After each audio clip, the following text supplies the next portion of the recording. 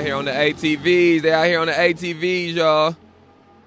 Hey, y'all. Okay, y'all ain't heard from me in a while. I've been off. Unfortunately, I have not done my fair share reading today, so I'm gonna take it all the way through for the rest of the night. I'm also gonna begin the morning off.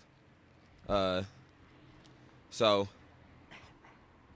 I'm gonna finish we will finish this book, the entirety of it, even if 12 o'clock is not when it get finished. And it's so crazy out here, so much behind the scenes stuff that y'all just won't know. The Hulu show is gonna be so nuts. The Emmys, we don't get so many Emmys. Oh damn, I shouldn't say that on live. People gonna think we doing this for the wrong reasons. We don't care about Emmys. That was a joke. We want black liberation, not white acceptance. That was a joke. Okay. Oh, the lighting is good right here. I picked a good spot. Okay, picked a good spot. The lighting is good. We got a new set. We in a new location. How I sound? If anybody watching this, let me know how I sound in the headphones. I mean, how I sound in the microphone. Excuse me. Okay, we are on chapter. We're on chapter 8, the 2000s, a whole new war. Loud. Oh, damn, my fault. You said loud. Damn, I be too loud. I'm sorry. I don't be meaning to be too loud. Okay. I'm not too loud, am I? Am I better? That's better? Okay. Chapter 8, the 2000s, a whole new war. Blessed are the peacemakers, for they shall be called the children of God. Sheriff Leon Lott of Richard County, South Carolina, quoting Matthew 5:9 in a press release announcing his acquisition of a track-propelled armored personnel carrier with the belt-fed rotating machine gun Tirpitz capable of firing 50 caliber rounds of ammunition. Betty Taylor still remembers the night it all hit her. As a child, Taylor had always been taught that police officers were the good guys. She learned to respect law enforcement, as she puts it, all the time, all the way.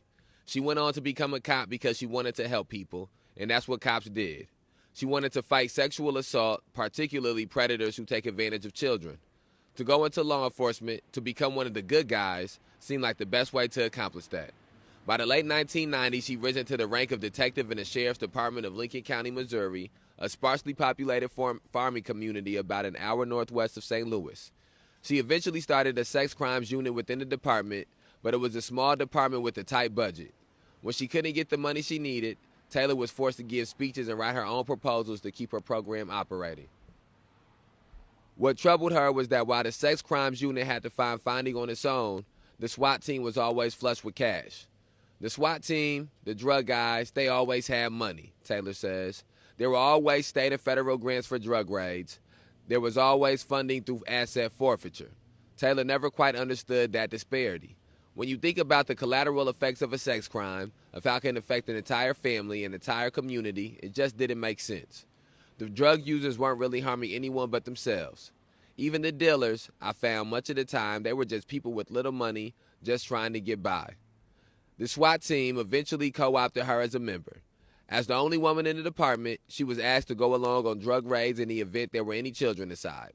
The perimeter team would go in first. They throw all of the adults on the floor until they had secured the building.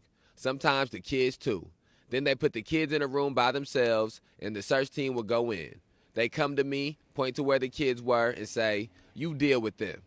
Taylor then would stay with the children until family services arrived, at which point they'd be placed with a relative. Taylor's moment of clarity came during a raid on an autumn evening in November 2000. Narcotics investigators had made a controlled drug buy a few hours earlier and were laying plans to raid the suspect's home. The drug buy was in town, not at the home, Taylor says, but they'd always raid the house anyway. They could never just arrest a guy on the street. They always had to kick down doors. With just 3 hours between the drug buy and the raid, the police hadn't done much surveillance at all. The SWAT team would often avoid raiding a house if they knew there were children inside, but Taylor was troubled by how little effort they put into finding out if that information was true. 3 hours is nowhere near enough time to investigate your suspect to find out who might be inside the house. It just isn't enough time for you to know the range of things that could happen. So reading that makes me wonder, what is it a protocol that the Rockford Police Department has uh, on surveillance in the house before they knock kick the door down with a no knock warrant?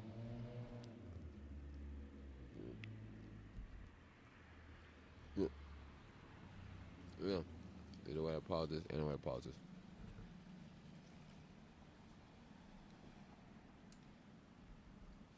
You want a few dollars so you can go to the gas station, get something to eat, something to drink? No, for sure.